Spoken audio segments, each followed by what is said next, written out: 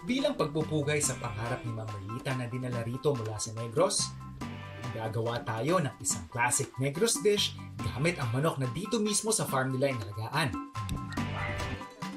Ang una nating dish ay chicken binakol. Essentially, siguro para lang mas maintindihan natin, yung proseso niya is parang tinola.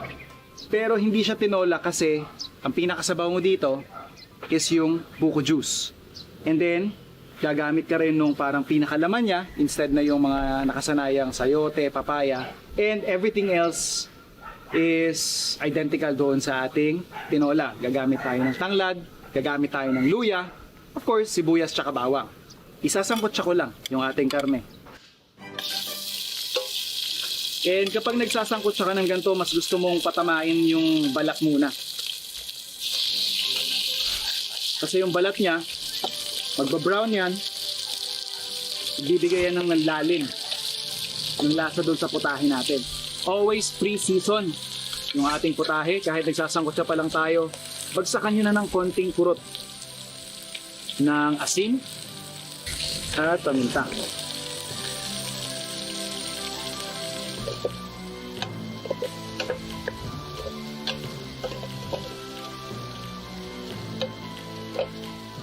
Pag may nakikita na tayong konting changes dun sa kulay ng ating chicken meat, lalagay ko na yung ating luya. So tipak ko na lang siya ilalagay para mamaya kung gugustuhin man ninyo, tanggalin nyo siya ng buo. And of course, yung ating tanglad. So, medyo napit-pit na rin natin ng konti yan.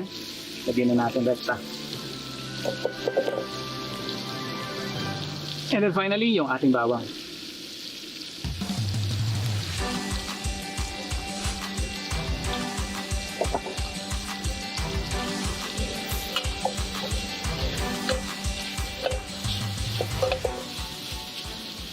And then basically, ito na yung pinakamahirap na part ng ating putahe. Kasi after nyan, ilalagay na natin yung ating sabaw. So ito yung ating buko juice. Ngayon kung hindi man aabot yung buko juice nyo, kunyari, konti lang yung meron kayo, mga ilang piraso lang.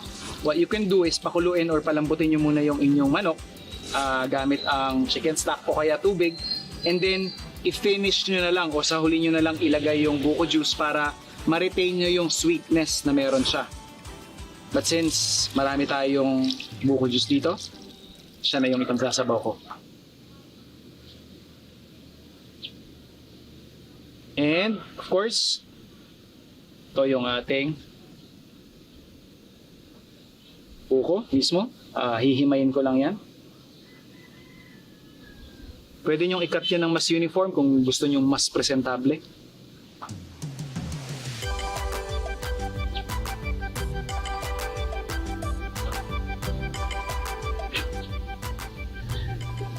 And then bago natin siya takpan, season ko lang ulit siguro ng mga 2 tablespoons ng ating patis. Do take note na hindi yun enough para sumakto yung lasa niya. Talagang hindi natin siya tinitimplahan ng sakto kasi gusto natin sa dulo natin siya talagang i-adjust. So, takpan lang natin. Balikan natin pag medyo malambot na yung karne. So, more than an hour na nating pinalalambot yung ating manok kasabay nung sabaw ng ating buko. And kanina pa ako tinatawag kasi yung amoy ng tanglad, kanina pa nanghihikayat. So, atin ang silipin. Feeling ko pwede na tayo mag-plate.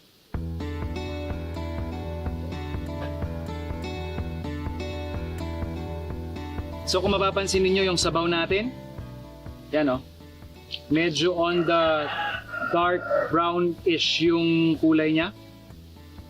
So hindi siya yung kagaya ng nakasanayan nating tinola lang na plain lang yung sabaw. Swabing-swabe na yung sabaw natin. And yung karne naman, malambot na din. Lagyan na lang natin yung dahon ng sili at yung siling haba. Pwede na tayo mag-serve.